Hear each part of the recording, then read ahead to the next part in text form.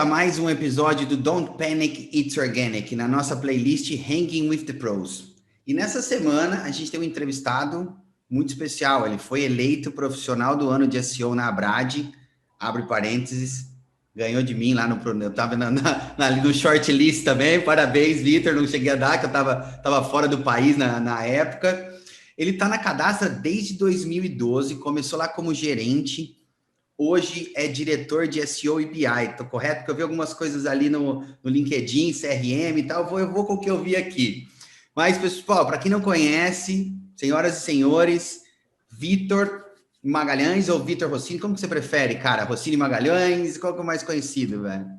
Pode ser Victor Magalhães, mas Vitor pode da me chamar de Cadastra. Vitor mesmo, Vitor da Cadastra, à vontade, pode me chamar do jeito que funcionar para ti também, tudo certo. Não tem Vitor, muito problemas. obrigado por ter aceitado esse convite, cara. Foi até o Denis que a gente estava conversando, que eu fui aí outro dia visitar, indicou o Baquim, aí o Baquim já veio e indicou você. Cara, foi um post que eu fiz procurando, assim, para dar uma revivida nos profissionais de SEO aí que estão aí há anos já na batalha, né, cara? Eu fiquei muito contente quando você aceitou o convite, cara. Sim, Mas vamos lá, obrigado. Vitor. Cara, para quem não te conhece, conta um pouquinho aí da sua história, um pouquinho quem é o Vitor, para daí a gente entrar no nosso bate-papo de SEO. Legal, então, muito prazer, galera. Felipe, um prazer estar aqui né, obrigado pelo convite mesmo. Muito legal poder ter esse espaço para conversar um pouco mais sobre SEO. Trabalho com marketing digital aí, tá fazendo 20 anos agora que eu trabalho com marketing digital. Comecei quando terminei o ensino médio, um pouco antes de começar a faculdade. E aí, no meio da década passada, vinha me especializando, estudando primeiro métricas, depois usabilidade, sempre fui um profissional um pouco mais voltado para tecnologia. Caiu um projeto de SEO na nossa mão lá, eu trabalhava no INSPER, que é uma faculdade de administração e economia de São Paulo. E aí caiu um projeto de SEO que eu conhecia muito pouco, quase nada, que era atendida, que era a agência que era responsável pelo projeto era a Cadastra. E aí o Luciano, que era o meu gestor na época, um cara fantástico, assim, um cara muito, muito louco. Fazia tudo que você pode imaginar, né? Desenvolvia, desenhava, era criativo, era um gênio e gente bonaça. E ele trouxe esse projeto para a gente, porque ele tinha acompanhado uma palestra do Thiago Baquin na universidade onde ele estudava. E aí, com isso, o projeto começou com a gente ali, começando o que era possível de fazer de SEO na época. Então, era otimização de título, meta-descrição, linkagem interna, meta-tag keywords. Isso era o quê? 2007, 2006, provavelmente. E, cara, aquilo começou a me chamar bastante atenção, né? Porque, enfim, era uma forma de um profissional muito mais genérico, porque eu conhecia um pouco de cada uma das disciplinas do marketing digital, mas não me considerava especialista em nada. Então foi um jeito de um cara que se enxergava generalista conseguir focar em alguma coisa, porque o SEO naquela época já tinha um pouco de tecnologia, já tinha muito de conteúdo, tinha muito de link building, que era fantástico, e começou a me chamar muita atenção e tal, o que é isso, como é que eu faço para estudar, como é que isso acontece. E aí no ano de 2009, se eu não me engano, a gente apresentou, eu e aí depois o Luciano acabou saindo do time, e eu e o Davi a gente apresentou no SMX Advanced Brasil, segunda edição, o case de SEO do Insper, que a gente posicionava para termos extremamente nichados, né, MBA executivo, enfim. E aí aquilo me chamou mais atenção, o mercado começando a explodir para marketing digital, e começou a bater muito mais aquele desejo de focar realmente na área de SEO. Logo depois o Gustavo Baquin voltou para o Brasil, e quem era o meu mentor de SEO na época era o Eric Formaggio. O Eric Formaggio era o responsável pelo time de SEO aqui da Cadastra, era um cara que falava muito, né, discutia muito com o Ricota, então tinha o Cassiano Travanella, tinha muita gente boa ali naquele mercado brasileiro discutindo sobre SEO, e eu só consumindo todo aquele conteúdo que eles produziam, nunca fui um cara de aparecer muito. E aí quando o Gustavo apareceu, voltando para o Brasil, no final de 2011, começo de 2012, ele me chamou para vir para a Cadastra. Falou, cara, eu sei que você não é um especialista de SEO, mas é um cara que tem o perfil que a gente quer para ressignificar o serviço e conseguir entregar um negócio diferente. Então, hoje, né, passado aí 9 anos na Cadastra, cara, eu estudo SEO todos os dias, seja lendo um artigo, vendo um vídeo, questionando alguma coisa, produzindo material. Eu sou apaixonado por isso, não me vejo não fazendo SEO nunca mais na minha vida, né? E eu sou um cara que sempre esteve estudando e desde que entrei na Cadastra, então a partir dali a minha carreira se confunde muito com a Cadastra, porque se eu cheguei, né, onde eu estou nesse papel hoje, de ser diretor, responsável pelo serviço, é muito pelo que a empresa me proporcionou, né? Então, sou um cara que hoje basicamente me defino como um estudioso de SEO, um cara apaixonado por SEO.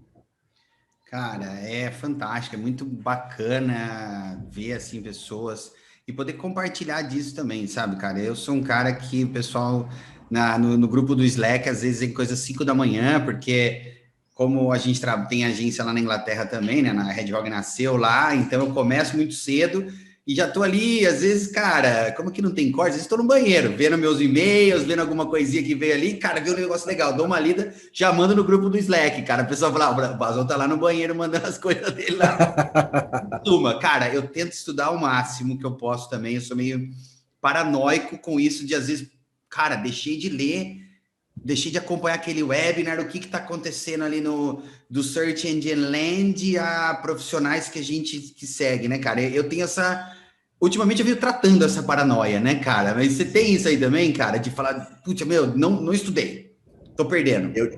Eu tive muito isso durante um período, até no final de 2018, eu me cobrava muito realmente por estudar, muito SEO, e aí depois de um tempo eu comecei a pegar um pouco mais leve, mas esse ano eu voltei forte, assim, cara, porque aí eu comecei, a partir de 2018, final de 2018, comecei vou fazer outras coisas, adquirir outros hobbies, daqueles mais bizarros, nada a ver com marketing digital, mas esse ano eu voltei daquele jeito, assim, de quando eu comecei, assim, literalmente também.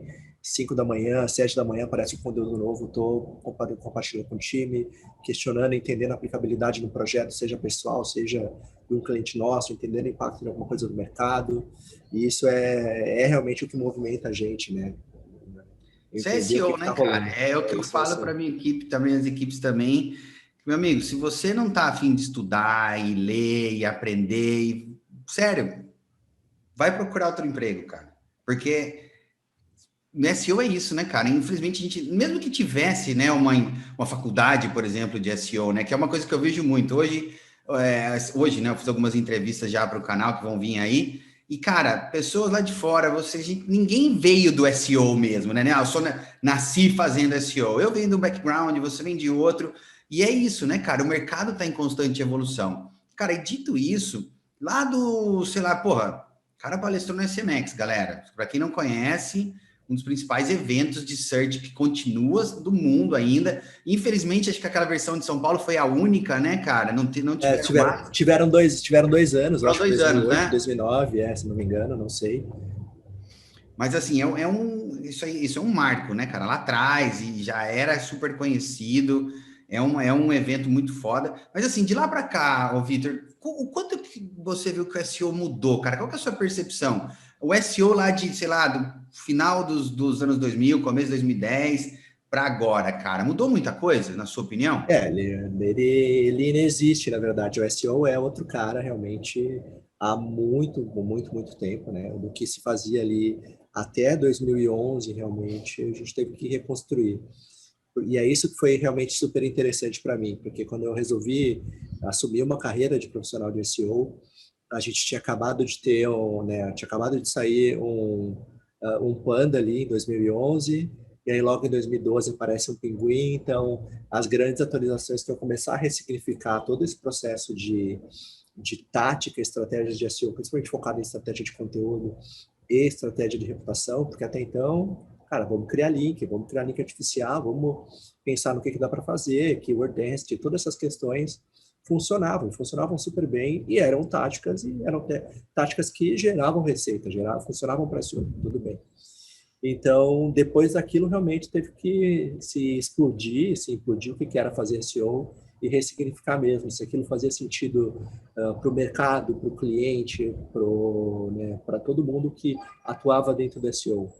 Então, graças a Deus que já não se escuta falar de N coisas como Keyword Density, né, Meta Tag Keywords, da importância de ter sei lá, qual que é a variação de vezes que eu tenho que colocar, né, a palavra-chave no mesmo conteúdo. Então, ainda bem que tudo isso tem morrido, né?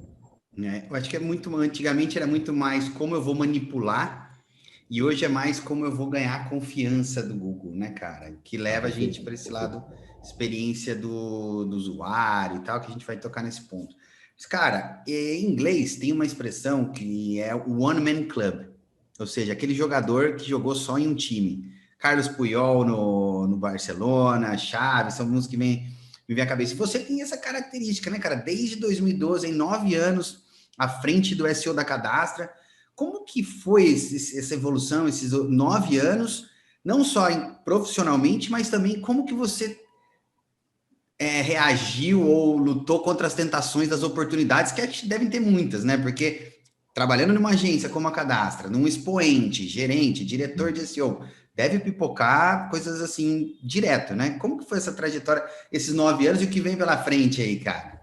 Cara, eu vou dizer assim, até parece engraçado, mas foram poucas as oportunidades que me apareceram fora da cadastra, assim, oportunidades que faziam sentido, assim, mas nenhuma delas me brilhou os olhos justamente pela questão que tu falou, assim, antes de cadastra, né, trabalhei por 7, 8 anos no INSPER e acredito muito nos projetos e no que a gente investe, então hoje eu não me vejo em outro lugar, não me vejo fazendo outra coisa, e isso para mim vai continuar durante muitos, muitos anos. E eu sou o tipo de profissional que, na verdade, o que me instiga justamente por mais que eu esteja no mesmo lugar, com o mesmo papel, como é que a gente vai construir alguma coisa de forma diferente. E aí isso é SEO, né? Eu posso ter o mesmo papel na mesma empresa, mas eu posso chegar aqui e aplicar uma mesma tática de uma forma diferente e ter um resultado diferente. Então, isso tudo já faz com que a gente, enfim, se desafie dessa maneira. Mas eu sei que é completamente diferente pensar dessa maneira, porque, poxa, trabalhando na Cadastro aqui, já tive, cara, mais de 100 colaboradores que passaram na minha mão, entre formação, desde pessoas que a gente trouxe do mercado também, e é um mercado ingrato, né? Um mercado bastante competitivo, muita gente querendo pegar competidor, muita gente, enfim, também passando muito rápido justamente só para valorizar passe. Então, é um mercado que precisa de atenção e é bem difícil de se manter focado, para assim dizer.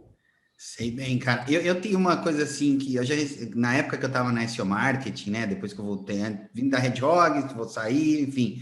Eu recebi muita proposta, mas para trabalhar in house, cara. Eu parava, pensava, eu pelo menos sou o estilo de profissional de SEO, por exemplo, que não conseguiria trabalhar in house, cara.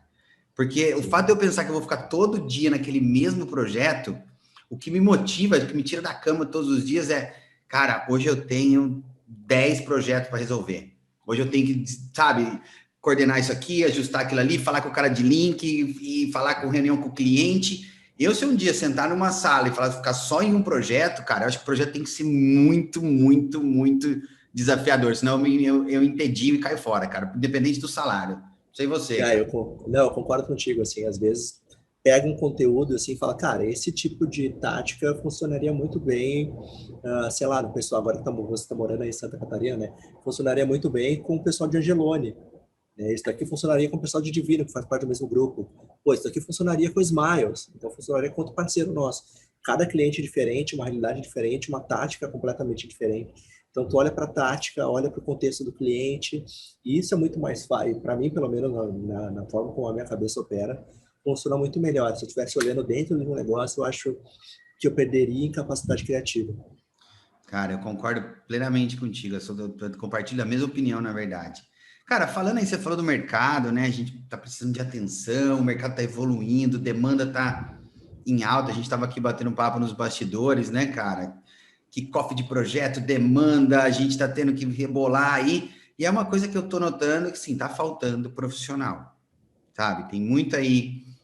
Às vezes, até eu estava conversando com um outro entrevistado aqui que vai aparecer no canal também. Ele fez um levantamento aqui no LinkedIn do Brasil, e são poucos profissionais que utilizam a classificação de SEO em comparação com os Estados Unidos, Europa. Mas o meu ponto é, está faltando profissional. E aí, recentemente, vocês lançaram um novo curso, né? O Search Experience. Ouvi falar bem, cara, muito parabéns pelo trabalho, vi vários feedbacks. Tem um pouco disso, cara, vocês estão buscando aí fomentar, educar mais o mercado para tentar trazer, elevar um pouco o nível e tentar encontrar profissionais, cara? Eu sei que também tem a parte de educação, né, cara? Tem exatamente as duas pontas, né? A gente procurar compartilhar também a forma como a gente pensa SEO e como é que a gente imagina que o SEO vai ser no futuro. Mas tão importante quanto isso para a gente é se angariar novos profissionais, que esses caras falem, cara, ano que vem eu quero estar, daqui a um ano ou dois, eu quero estar no lugar do Vitor aqui fazendo esse desenho do futuro do SEO, ou na Cadastra, ou em alguma outra companhia que realmente pense sobre isso. Um dos professores convidados foi o Richard Fleming, cara, o Richard Fleming, o cara é fantástico, assim, e eu fiquei muito feliz em poder contar com ele, né, porque ele trouxe uma frase que fez sentido para mim e eu nunca tinha pensado sobre. Ué, se eu, ele tem dado muitas palestras, compartilhado também muitos conteúdos. Se eu, nesse tempo que eu tenho investido, se eu conseguir cativar uma pessoa para se tornar um profissional de SEO, e essa pessoa conseguir estender isso também, eu já cumpri meu papel. Por quê? Porque é a forma de eu devolver para o mercado tudo isso que o SEO tem me proporcionado ao longo dos anos. E eu tenho, poxa, realmente, assim, o treinamento, né, esse curso que a gente lançou esse ano, o Search Experience, a gente fez um negócio bem petit comité. Se não me engano, a gente tinha 9 ou 10 alunos, porque realmente era para ser menor, um investimento um pouco mais alto. Foi muito gostoso. Para mim, foi muito desafiador ter que voltar e reinventar vários conteúdos para que fosse único. É aquele material para aquela turma, daquela vez. Se a gente voltar a lançar, provavelmente sim, no segundo semestre, é outro conteúdo, é outro material, é outro contexto para outra turma, então muda completamente. Mas a gente tem outro processo de formação que é para os nossos clientes. Então, todo cliente nosso, a gente dá treinamento para esse outro. Por quê? Porque a gente quer que eles engajem. E isso também tem feito, assim, muitas vezes um cara fala assim, pô, eu estava no treinamento teu no Globo, lá, quando você deu treinamento para 400 pessoas, cara, resolvi entrar no mercado e tá valendo a pena para mim, estou gostando muito. Pô, Então, que cara, legal. valeu a pena, sabe? Porque a gente tem esse gap de profissionais. Isso é muito massa. Então, esse curso, ele aqui pode fazer jabá, viu, cara? Ele é mais voltado para o futuro, tá? É isso, é uma coisa mais avançada, não é avançada, é mais pensando o que vem pela frente, Insert, não Cara, ele simplesmente uma não, formação. ele não é uma formação, a gente não vai falar o seguinte, olha, usa a Meta-tag canônica para garantir que duas URLs não vão ter o conteúdo duplicado. Não é esse o objetivo, cara, como é que você entende hoje o SEO e como é que você tem que fazer a leitura para fazer o seu desenho de SEO futuro. No sentido de que a gente tem uma metodologia na Cadastra, né? A gente chama de pirâmide invertida do SEO, que é uma leitura do que a gente viu acontecendo no algoritmo ao longo desses anos.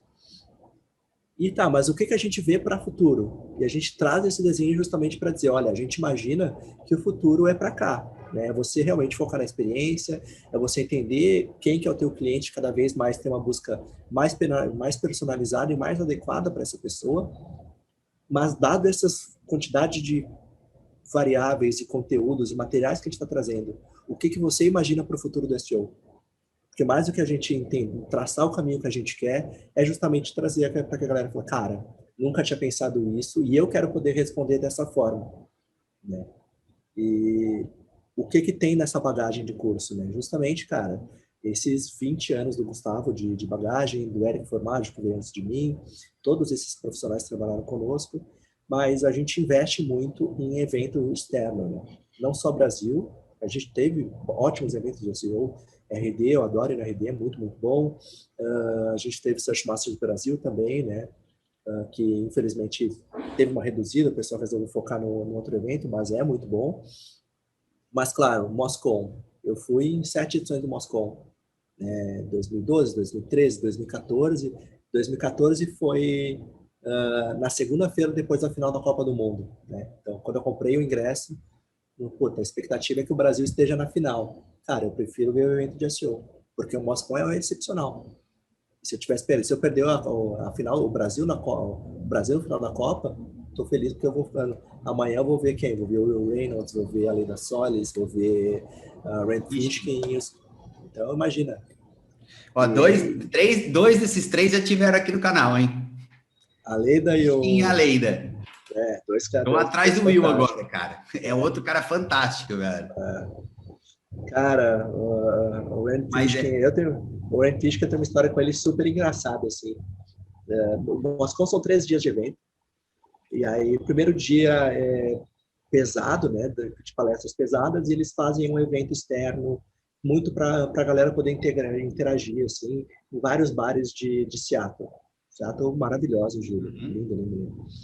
E aí, o segundo dia, eles fazem também um evento pesado e também, uma galera vai juntar no lugar, um patrocinador banca um coquetel, beleza. No quarto dia, eles fazem uma festa. E aí, a festa ou é num boliche, que é em Capitol Hill, que é um bairro meio badaladinho lá, meio alternativo. Teve um ano que foi naquele museu que aparece nas fotos da Microsoft, que é o museu que agora é o Museu do Pop, né? Era o Museu do Rock. E, cara, tava eu lá com os gringos, todo mundo bebendo, tinha gente de tudo quanto é lugar do mundo. E aí uma americana bebeu muito, começou a passar mal. A gente, cara, vamos chamar o Uber pra menina e tal. E aí fiquei eu e um outro cara segurando ela enquanto a gente esperava o Uber chegar. E aí chegou o Andy Fishkin do lado, assim, e a menina segurando pra não vomitar. Aí ele olhou e falou assim, olha só, nossa, acho que ela tá passando mal, vai vomitar. Eu, graças a Deus, chegou o dono da festa e ele vai cuidar da menina, né? Aí ele só olhou pra mim e falou assim, take care. 2 tapinhas nas costas, entrou no Uber e foi embora. Pegou o Uber da menina ainda. Foi embora, saiu fora. Deixa eu falei, puta, não acredito, cara. Nem para ajudar, nem para dono da festa. E aí largamos a menina no Uber e tal, se resolveu. Que da hora, cara. Cara, evento para mim é como eu formei o meu conhecimento também, sabe, cara? Eu não tive a oportunidade de ir em eventos nos Estados Unidos, porque também eu fiquei mais tempo na Europa, né? Então, cara, Search Love, Brighton SEO, alguns eventos na Espanha, em Portugal. Cara, tem um evento na Espanha, chama C on the Beach. Cara, você não tá ligado. São 3 dias numa praia, em La Manga, na Espanha. Cara, 9 horas da manhã, os caras já estão passando bandejinha de chopp. É bebida e comida durante 3 dias, cara, na praia, você pé na areia, assim, assistindo palestra, tipo Gary Ish, a Leida, sentado na praia, cara. E depois todo mundo ali, aquela bagunça, cara. Foi assim, é um dos eventos mais marcantes. Não lembro muita coisa, que eu bebi pra caralho. Mas, cara, evento para mim, assim, me ajudou muito a crescer, cara. Vi algumas palestras foram vários Brighton SEOs, vários Search Love também, que era da antiga Distilled, que agora foi comprada pela Brain Labs, Will Critchlow, cara, outro monstro também, né, cara? Então, aquela linhagem, assim, um pouco europeia, misturada com americana, né? E uma coisa que eu sinto muita falta agora é isso, né, cara? Não poder ir, não poder participar dos eventos, encontrar a galera. É onde eu conheci muita gente que eu consigo chamar para vir bater um papo aqui no canal. Foi por meio de eventos, sabe? Mas uma coisa boa, cara, que assim, até chato falar boa que a pandemia trouxe, né, cara? Foi que a gente conseguiu ter acesso. Cara, eu consegui ir a Moscou esse ano, o ano passado, por $120. Sim, exatamente. Comprei todo, não é a mesma coisa, longe de ser a mesma coisa, mas eu comprei todos os vídeos, tenho guardado ali 20 vídeos que eu posso compartilhar com a equipe. O mais legal é que a gente sempre que vai, né, a gente traz isso para a equipe. E aí é todo aquele trabalho e tal. Dessa vez não, eu pude comprar tudo isso, armazenar, a equipe pode ir lá ver, a gente faz uma sessão de sexta-feira. Isso, cara, foi assim, não é coisa boa, até chato falar tanta coisa ruim que vem acontecendo, que essa porcaria aconteceu com a gente, mas isso foi bom, cara. Eu vi SMX, Brighton SEO, e a minha equipe pode ver tudo isso agora, sabe? Isso foi muito positivo, mas quero que volte os eventos, cara.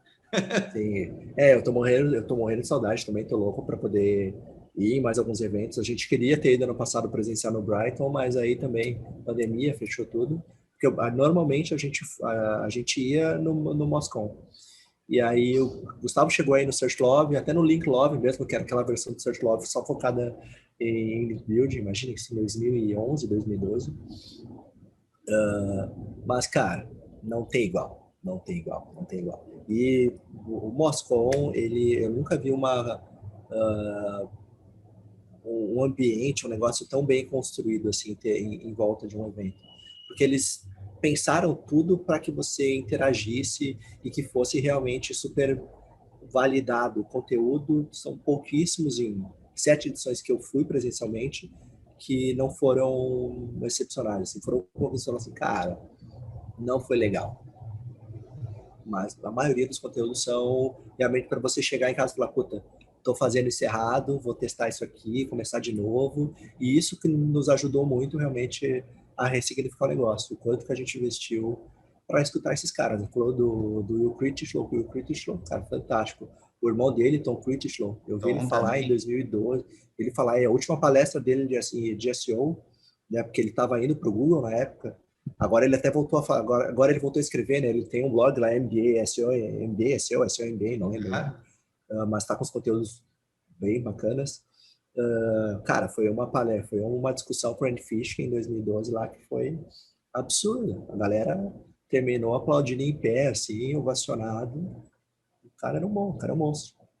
Cara, até, me até arrepia de lembrar, porque, tipo, cara, eu vou nesses eventos, eu vou, não olho nem pro lado, parece um nerd uma coisa que eu nunca fiz na aula, que era, eu era cara da galera do fundão, nunca fui esse nerdão de ficar estudando e tal, tal. Tirava minhas notas e tal, mas eu vou em evento hoje, cara, eu vejo o cara do lado e falo, você não vai usar esse bloquinho aqui? Me empresta ele aqui, cara, que o meu acabou. Eu preciso anotar mais.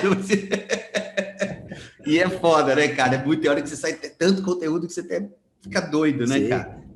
Teve uma palestra do HyperRank, né? Que ele chegou, ele entrou cantando rap, assim, muito Ele era bombado, rapper, muito né? legal. Ele era rapper, né? E aí, quando acabou a palestra, ele parou para escutar a galera conversando. Eu cheguei do lado dele, dei um abraço e falei assim: te amo, cara, você é demais. Ele só ficou me olhando, não, você é demais mesmo. Quando eu vier pro Brasil, me avisa. Aí ele me deu o Piedade, cartão né? dele. Uhum. Só que aí ele veio pro Brasil e ele não sabia que ele precisava de passaporte. Aí pararam ele né, pararam ele na alfândega e eu tive que voltar. Caramba, velho. Cara, vamos voltar aqui um pouquinho para mais alguma coisa. Vou levar um pouquinho a barra da nossa conversa aqui, cara. Ah, certo. Em fevereiro, eu vi um artigo seu no E-Commerce Brasil, até tá no site da Cadastra também, né, sobre palavras-chave. Eu não lembro o título do artigo, mas tu falou muito sobre entidades, shards, needs met, page quality ratings, misturou um pouco do algoritmo com o quality raters. Cara, como é que a gente traduziria aquele seu artigo operacionalmente? Porque, cara, é fantástico, parabéns pelo artigo.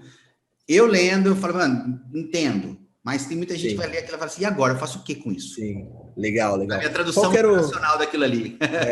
qual que era a ideia daquele artigo, né? Era realmente falar sobre como é que era a visão de um cara que pensa em algoritmos, né? Como é que ele vai qualificar desde a palavra-chave até a página para gerar o resultado de busca. Então, isso é um ponto que a gente defende muito na forma como a gente opera e educa SEO na cadastra, né? Cara, se você quer posicionar para uma determinada palavra-chave, claro, a gente quer ter um ótimo conteúdo, a gente quer ter bons links, a gente quer ter uma página de qualidade. Mas para poder chegar ali, o que você precisa no dia -1? Uma página que seja rastreada, indexável e bem compreendida pelo robô. Então, como é que eu garanto isso? Momento pré-busca, né? Eu falo muito, o que é o momento pré-busca? Tudo isso que acontece desde que o robô chega no site e vai compreendendo o conteúdo, vai compreendendo os links e armazena nesses servidores. E isso é muito legal, porque você falou de um termo que é o tal do shard, né? Nunca tinha ouvido falar desse termo shard até a palestra desse cara do Paul Hart, que foi em 2016. E ele fala mais ou menos nesse contexto de que, né, os shards são esses servidores que armazenam realmente todas as páginas da internet. E dependendo de qual shard, esse é o meu entendimento sobre o que ele diz e sobre o que outros profissionais também já disseram, esses shards eles têm fórmulas diferentes para compreensão de conteúdo. Então, isso é o que pode gerar aquela questão de, eu apliquei isso para um determinado projeto de moda, e quando apliquei a mesma tática para outro projeto de moda, o resultado não foi igual. Por quê? Como você está em shards, em servidores diferentes, a fórmula como esse conteúdo vai ser qualificado também pode ser diferente. Então, isso daí que, quando eu vi isso, também me remeteu a um conteúdo que o Pedro falou, tu não sabe onde tá armazenado, esquece, tá muito longe. E aí que minha cabeça também começou a explodir. Falei, tá, como é que eu posso tentar falar sobre isso de uma forma simples, né? E aí trouxe aquele conceito. Então, a ideia ali é falar, cara, antes de você posicionar para uma palavra-chave, precisa entender que o robô vai armazenar esse conteúdo, e aí quando você vai armazenar esse conteúdo, ele precisa de contexto para saber se realmente aquela palavra que você está dizendo, ela está aderente ao contexto da busca do usuário, né? Se eu procurar por temperatura, eu tenho um resultado de temperatura local aqui em Porto Alegre. Se eu procuro por temperatura Floripa, vou receber o mesmo resultado de busca que você aí em Floripa. Mas por quê? Tem um contexto, né? A entidade, ela pode estar implícita ou explícita nesse contexto de busca. Cara, é muito louco você falar isso, porque assim, eu a primeira vez que eu escutei Shard foi recentemente no aquele podcast lá do Search of the Records, John Miller, Gary Ishii e Martin Splitt. E eles falam, o Shard é um fragmento de cada query, né? Porque por isso que às vezes você faz uma busca, se eu fizer uma busca aqui, por exemplo, sobre SEO, vai vir os featured snippets, vídeo, imagens e resultados, sem o Knowledge Graph. Você pode fazer aí, vai aparecer o Knowledge Graph mais tudo isso que eu falei. Por isso que às vezes os resultados diferem. Então, a explicação dele. Quando você fala ali que um shard pode ter relação com... Um shard pode trazer as entidades relacionadas à localidade, outras à relevância. E, cara, eu achei fantástico isso, porque é super avançado. É difícil a gente ver alguém pensando em fazendo essas correlações. Eu fiz uma entrevista hoje, não sei se já ouviu falar do Jason Barnard. Eu fico falando hoje, porque, cara, quem escuta meus vídeos, acho que eu sou um bagunçado. O que eu vou fazer, ele vai publicando. Vai sair aqui, acho que vai sair antes da sua. Jason Barnard, ele é um cara que, assim, ele virou o Brand Serp Guy e o cara das entidades. Ele criou uma ferramenta para entender as entidades e alimentar o Knowledge Graph, cara. E eu conversei com ele hoje, cara, durante, assim, foram quase mais de 1 hora de conversa. Que, assim, resumindo o que a gente está falando aqui, toda essa parte mais avançada, mais técnica, hoje não é sobre a gente tentar só enfiar palavra-chave no conteúdo. A gente tem que mostrar para o Google que nós somos a referência. Aquela página merece estar na primeira posição do Google, não só porque ela tem um bom conteúdo, porque ela tem conexões com outras entidades, digamos assim, que mostram que ela é uma página autoritária. Compartilha da mesma visão, cara, que não é só palavra-chave mais? Não, com certeza não é só a palavra-chave mais, e isso remete também a um artigo do Cyrus Shepard, ele escreveu, acho que em 2015, mais ou menos, falando sobre isso, que era justamente isso. E o exemplo dele era falando, olha, se eu estou falando de Casa Branca, eu tenho que falar que Casa Branca é onde mora o presidente e fica em Washington. Então, eu falo de uma entidade que é a Casa Branca, e essa entidade ela tem uma correlação com outras entidades. Então, o meu conteúdo ele ganha em qualidade, né? Ele fica melhor conforme eu vou conectando essas entidades dentro do meu conteúdo. E aí, quando você traz esse tipo de contexto de ferramenta que né, para correlacionar as entidades, cara, isso para produção de conteúdo pode se escalar e sim gerar conteúdos muito mais fortes. Né? E esse lance de entidade é muito, muito interessante, porque é o futuro, né? Things, strings, not things. É o contrário. Não é mais strings, é things, por causa que é entidades. Strings era a quantidade de palavras que ele contava e tal, os n-grams e caramba. Hoje é sobre things, é sobre coisas, é sobre entidades. E isso que é o grande sacada. Eu não sei se tu viu, tem um artigo, cara, acho que ela tava da Larissa Lacerda, uma brasileira, cara, tava na Rock Content, e ela fez um artigo sobre como que ela utilizou entidades para conquistar a feature snippet. Ela chama o trabalho de Fast and Featured. Muito louco o artigo dela, cara. Legal, e ela usou... cara, depois eu até te mando o link para você, posso colocar aqui no show notes aqui também. Ela usou a NPL do Google, Natural Processing Language, lá do Cloud, coloca o featured snippet lá, o seu conteúdo, ela retorna as entidades daquele conteúdo, ela vai enriquece o fragmento do feature snippet com entidades, por exemplo, tá falando de, sei lá, vamos falar de SEO, aí tem e-book, tem link building, tem isso, tem aquilo, ela coloca aquilo ali, ajusta o conteúdo, reindexa a página em horas, ela conquista o featured snippet. Cara, e assim, foi super bem avaliado o artigo dela, o que mostra que realmente comprova, né, que a gente está saindo desse lance, não é mais volume de conteúdo, não é mais repetição de palavras-chave. É claro que se você quer ranquear para um termo, ele tem que estar presente, senão não vai acontecer, mas não é colocar aquele monte de vezes, e sim fazer as conexões corretas, né? Perfeito, perfeito, é isso. E é muito interessante, assim, essa forma, a gente começar a compreender realmente o que pode se fazer para qualificar o conteúdo. Quando eu faço os treinamentos de conteúdo de SEO, eu gosto de pegar alguns conteúdos de e-commerce brasileiros para usar como contexto, né? Quando a gente fala sobre busca, tem as 4 intenções, né? Informacional, navegacional, local e buscas por marca. Legal. E aí, quando a gente fala para uma pessoa que procura por bolsa, qual que é a intenção? Ela quer comprar uma bolsa? Aí já volta para aquele primeiro fazer o paralelo do artigo. Depende da pessoa, porque o contexto dessa entidade bolsa, né, se é um cara que investe na bolsa, é bolsa de valores. Se é uma outra pessoa que não tem essa busca, normalmente vai atribuir a uma busca transacional por uma compra de um produto. Cai na categoria do e-commerce. Cai na categoria do e-commerce, sei lá, na loja do vitão.com.br/bolsas. Tem e-commerce de moda que já fala assim, então eu tenho que ter o texto para SEO para poder posicionar.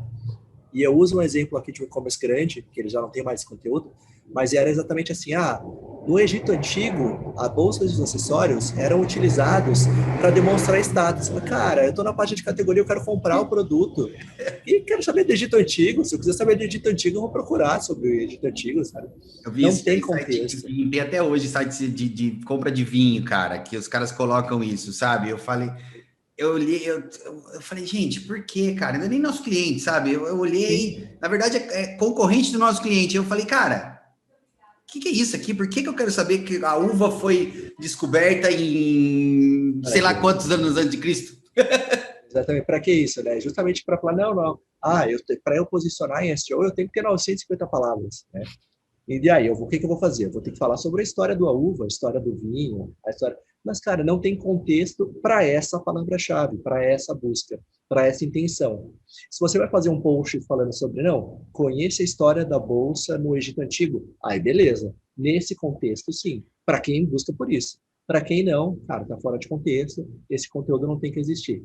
E aí utiliza-se, sim, de ferramentas de qualificação de entidade para tornar esse conteúdo mais factível, mais legível. Eu vejo assim que a entidades é uma coisa que assim estamos na infância disso ainda. Já fala-se há muito tempo, mas eu vejo que é o futuro de como que a gente deve otimizar. E daí não é complicado, né, cara?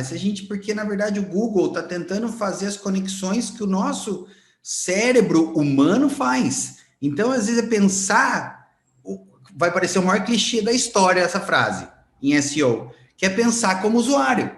Que você falou, quem está procurando por bolsa quer o quê? Eu sempre brinco com a equipe, que eu falo, cara, volta lá, lembra da linha de campo semântico da 4ª, 5ª série? Microfone. Quem está procurando por microfone está procurando o quê? E é isso, né, cara? O Google, se a gente pensar toda essa complexidade de algoritmo e tal, ele está tentando replicar o nosso cérebro, a forma como a gente faz essas conexões. E a gente entender isso e aí entregar isso dentro do nosso conteúdo, é óbvio, cada pessoa pensa de um jeito e tal, mas você vai impactar aquela pessoa que está pensando do jeito que endereça a necessidade do seu cliente, né? Pelo menos eu vejo essa maneira que a gente vem trabalhando, assim, para tentar sair um pouco desse paralelismo só de palavra-chave, né, cara? Eu concordo, não, estou 100% contigo nessa, 100% contigo. E é legal você falar disso, porque também lembro quando o Google lançou o conceito das entidades lá naquele vídeo em 2014. E, cara, legal, conceito bonito, tal, começa a aparecer o Knowledge Graph aqui, Knowledge Panel, bonito. Cara, mas eu fiquei assim, por enquanto é isso. Mas aí depois, depois o tempo foi passando e falei, não, peraí, o bicho tá pegando, agora começou a mudar, agora tem contexto, eu acho que vai agora só melhorar. Sim. Cara, dito isso, qual que é a sua opinião sobre o EAT? Acho que é realmente uma coisa que a gente tem que se preocupar, porque ainda assim é o que é feito pelos manual raters, né? Mas endereçar aqueles pontos realmente ajuda? Você acha? Eu acho que alguns pontos do IAT a gente tem que levar bastante em consideração, né? Principalmente quando a gente fala sobre confiança. Se a gente olhar para a evolução do algoritmo de 5 anos para cá, o que o Google realmente quer que a gente entregue?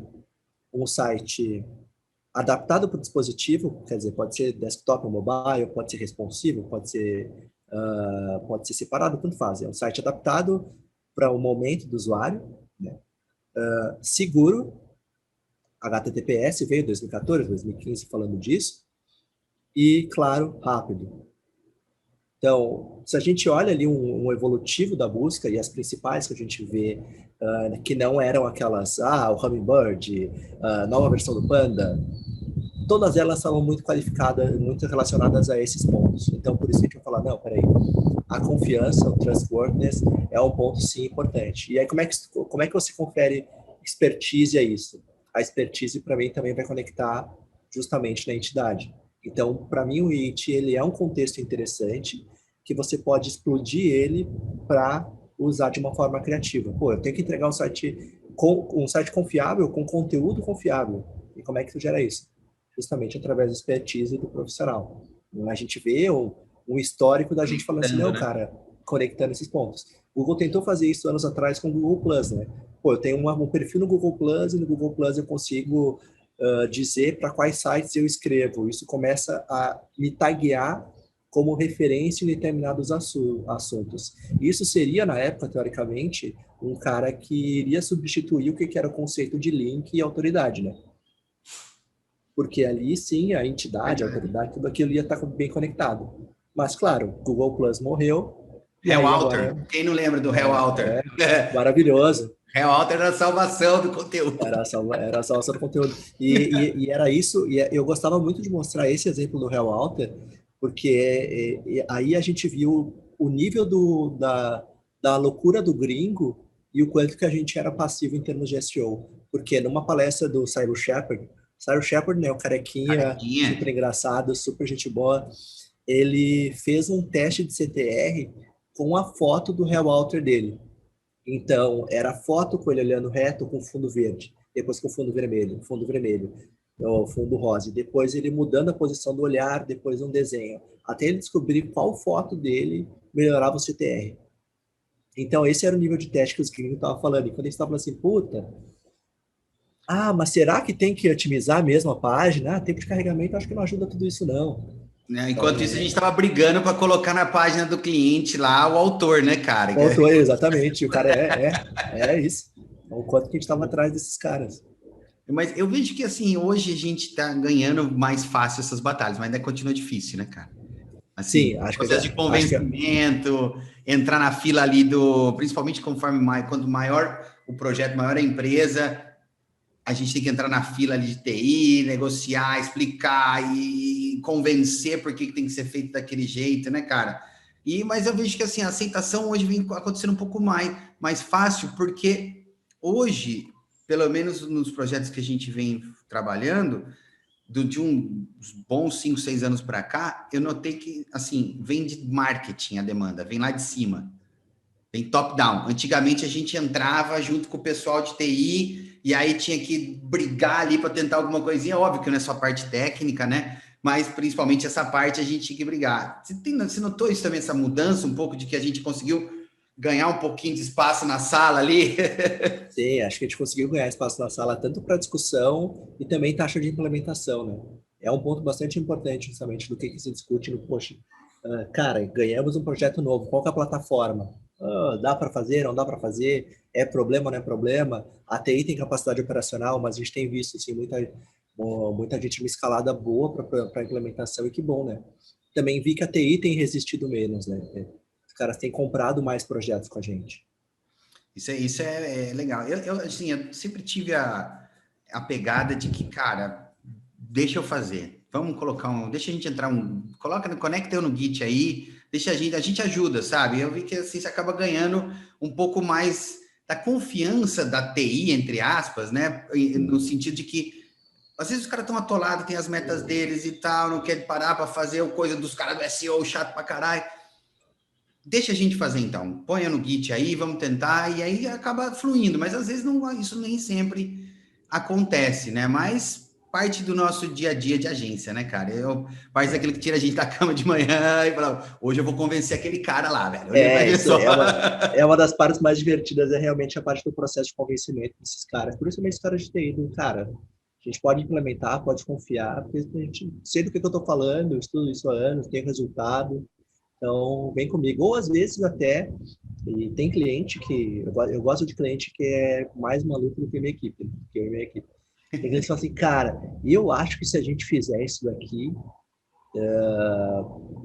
pode dar uma diferença. Por exemplo, teve um e-commerce grande que o cara, a gente estava estudando as mesmas coisas na mesma época, o cara falou assim, isso quando a gente começou a falar sobre mobile first, o cara falou o seguinte, será que se a gente colocar o Canonical como site mobile dá alguma coisa? Eu falei, vamos subir, vamos ver o que dá. Tem algum problema? A gente pode perder tráfego, mas vamos acompanhar. Rodamos, trocamos, e, cara, era um e-commerce grande, assim. Grande. Colocamos o Canonical do site como o Canonical do cara era mobile. Mas o cliente, sabendo do risco, o cara de TI, falou, será? Não deu nada. Zero. Impacto zero. Foi simplesmente ignorado. Menos mal. Cara, o Canonical era mobile, a versão desktop era alternativa. Acho que simplesmente o robô falou assim, cara, se confundiram, tá tudo certo, ignora, Canonical desktop, não entregou a versão mobile no desktop, não mudou nada. Zero resultado, não investiu nada de ponteiro. Então, hoje seria diferente, né? Um mobile first aí, né? Pois é. Cara, assim, poderíamos bater o papo aqui o dia todo, cara. Tenho mais 2 perguntinhas, cara. Uma, é claro, não poderíamos ir embora de um papo de SEO sem falar de link building, é claro, né, cara? Assim, pensando em grandes projetos, cara, sei que vocês atendem aí grandes marcas, e a gente vê quando a gente entra nesses tipos de projetos, essas grandes marcas, né, elas tendem a receber bastante referência, bastante link. Como é que, ou se é que vocês acabam trabalhando link build nesse caso? Porque às vezes, vou fazer aqui um trabalhinho de link build com alguns portais e tal, vai fazer diferença? Como se enxerga isso? Como que você às vezes lida com essa situação, Vitor? Cara, hoje de verdade eu não vejo assim, porque a gente, na época em que se fazia, do nosso lado, a gente faz zero link building no sentido de construção de links, né, de editorial, de guest post. A gente fez durante um bom tempo no passado, mas hoje a gente vê impacto zero nesse tipo, viu impacto zero. Então teve projetos, e isso em 2013, que a gente fazia começava o projeto junto, um fazendo e outro sem. Curva de resultado muito próxima, ou mesmo resultado onde a gente não direcionava esforço para isso e pensava, sei lá, no guia definitivo sobre a pisada pronada, com um resultado muito maior. E aí, quando a gente faz o paralelo do próprio IAT, o que a gente tem discutido com clientes, que isso sim para a gente tem feito mais resultado, tem feito mais sentido. Cara, se a gente está falando de autoridade, não vou produzir um conteúdo para dar mais autoridade para um cara e puxar de volta, sei lá, 10% do valor do link. Eu vou pegar a autoridade desse cara e eu vou pedir para ele produzir o conteúdo no meu site e eu vou pegar toda a autoridade dele. Então, aí começa, assim, a se mudar toda a forma como você pensa em construção. Mas aí, de novo, é uma outra forma de se pensar em estratégia de link building. E o bom é que isso, né, já vê nos materiais do Search of the Record, outros materiais do Google, os caras falam, não, ok, tá convidando alguém, pagando alguém para produzir um conteúdo dentro dos seus assets digitais. É teu site. Então, tudo totalmente à vontade. Então, a gente tem visto nesses caminhos muito mais segurança e o mesmo nível de resultado, muitas vezes até mais resultado. Então, uma abordagem interessante, cara. Não havia escutado ela ainda, e é interessante pensar nisso, porque é o que eu falei. Às vezes você pega um projeto grande e aí meia dúzia de link por mês não faz nem cócegas. Sim. E é um esforço, né, cara, que tu coloca ali. Mas Projetos menores, onde dependendo da competitividade, a gente tem notado que sem o link, Ainda. a gente não dá, não briga lá na frente, entendeu? Não rampa. Quando é uma marca muito pequena, ainda precisa de alguma coisa para rampar, né? Não tem jeito. Cara, muito legal. Assim, para a gente finalizar, o que o Vitor daria de conselho para quem está começando em SEO ou para quem já está mais sênior, profissionais de SEO em geral, essa nossa comunidade de SEO brasileira, cara? Cara, para a comunidade de SEO brasileira, assim, eu acho que a minha principal dica é a gente aproveitar que hoje tem muita rede de bons conteúdos e bons relacionamentos que estão dispostos a ajudar. Antigamente a gente via isso muito forte fora do Brasil. Falou o nome de alguns profissionais que sempre foram patronos do SEO, né? E aqui no Brasil a gente tinha sempre uns caras que eram muito fodas, mas eles eram inalcançáveis. Hoje acho que a gente tem uma comunidade mais participativa e mais presente, Brasil. Então, aproveitar mais esses conteúdos nacionais, aproveitar né, esse tipo de material que tu está podendo fazer. Então, parabéns por poder contribuir com a comunidade com isso, que é fantástico. E, claro, olhar muito bem para o que está sendo dito nas redes oficiais do Google e fazer a sua interpretação bem feita sobre esses conteúdos. Cara, fantástico. Isso aí é uma coisa que eu tenho observado muito. Obrigado por ter trazido isso à tona também, que realmente tem essa questão, a interpretação do texto, né, cara? O conteúdo tá lá. Às vezes na tradução, muita coisa se perde. Então, e assim, eu diria que, acima de tudo, já que a gente está tendo esse expoente, né, quem está aí na frente também, não só eu, todo mundo que está aí na comunidade escutando, pensar que, cara, a gente está também formando opiniões, a gente está levando o nome dessa nossa categoria para os clientes. A gente não pode ter essa mensagem, esse posicionamento que fica ruim, né, cara? A gente, há anos, né, os próprios SEOs criaram isso lá atrás, em 2000 e tanto, que a gente sempre tentou enganar e tal, mas é uma coisa que a gente vem tentando tirar das nossas costas, essa tag de que é só enganar, é só isso. Então, acho que quanto mais a gente poder contribuir, mostrar que o SEO é uma coisa séria, fazer o negócio da maneira correta, que, assim, tem várias maneiras de fazer correto, tá? O Vitor tem uma abordagem, eu tenho outra, mas sempre pensando, assim, em gerar valor, trazer coisas para o seu cliente, né, cara? Para o seu usuário. Acho que essa é a pegada, né, cara? Perfeito, concordo contigo. E é justamente, eu acho que, no caso do SEO, um ponto importante para a gente é realmente a gente ser um pouco mais humilde e conseguir se colocar mais no contexto de outros negócios, né? Teve um exemplo de um cara que escreveu agora, há pouco tempo atrás, o cara concorreu no Prêmio Jabuti, escreveu no LinkedIn falando que o SEO devia morrer, porque o SEO era um câncer, porque ele só tinha que escrever para deixar verdinho. Cara, deixar verdinho nos plugins WordPress não é fazer SEO. Então, cara, vamos conversar, cara. Primeiro, tu é um cara que já tem, né? Pô, tu concorreu a um Prêmio Jabuti, tem um cara em literatura muito, muito bom. Mas olha o outro lado da história, porque SEO não é deixar verdinho no... Pois é, muito mais do que isso, cara. Muito mais do que isso. Então, vamos rodar, vamos girar. É isso aí. Então, vamos tentar a gente também, não ficar chateado com o cara, mas tentar falar assim, não, cara, entendi teu ponto, mas eu acho que tu tem que, né, como escritor, tem que tentar entender os dois lados dessa história para te escrever esse tipo de conteúdo que é uma verdade, né? Sem dúvida, sem dúvida. Cara, ficou tão grande o SEO hoje, né, cara? Que assim, hoje, como eu estava dizendo, eu fiz entrevista com o Jason Barnard. Ele é especialista em Brand SERP e Knowledge Panel. É isso que ele faz da vida. Olha para você ver as ramificações. Se você falasse, que quando você mencionou aí que saiu o Knowledge Panel 2014, 2015, né, que o Google veio com essa conversa, Knowledge Graph e tal, você imaginaria que hoje teria uma empresa, uma agência especializada nisso? Então, esse cara, tem muito que a gente pode compartilhar e contribuir para o mercado. Então, Vitor, cara, muito obrigado. Foi fantástico esse nosso bate-papo. Queria poder aí elongar. Vamos manter contato. Interage aí com a gente no canal. Estou sempre ali no LinkedIn também para a gente trocar uma ideia. E por mais oportunidades como essa, cara, vamos voltar aí, elevar o nível desse SEO nacional, voltar a mexer, levantar essa nossa bandeira. Voltar não, né? Mas dar mais expoente a ela, né, cara? Acho que estamos precisando nos posicionar cada vez mais como eu digo assim, o SEO veio, já faz parte do mix de marketing, na minha humilde opinião. Sim. Tem. Faz parte do mix de marketing e tem que sentar na cadeira dos adultos, porque corresponde a uma fatia grande do resultado. não do investimento, mas do resultado da companhia. Então tem que estar na cadeira dos adultos, sim.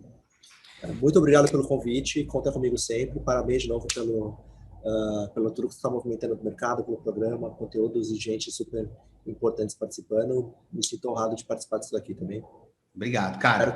Espero ter conseguido... Cara, por mais bate-papos assim, cara. Sim, é gostoso, cara. Muito obrigado mesmo. Valeu. Pessoal, e foi isso. Muito obrigado por assistir mais esse episódio aqui no Don't Panic, It's Organic. Quem curtiu, dá uma curtidinha aí no YouTube, se inscreve no canal. Quiser perguntar alguma coisa pro Vitor, deixa um comentário. Vai ter os contatos deles aqui também, das redes sociais e tal, nos comentários. E vamos aí movimentar esse mercado de SEO. Galera, até a próxima. Valeu, Vitão. Valeu, um abraço.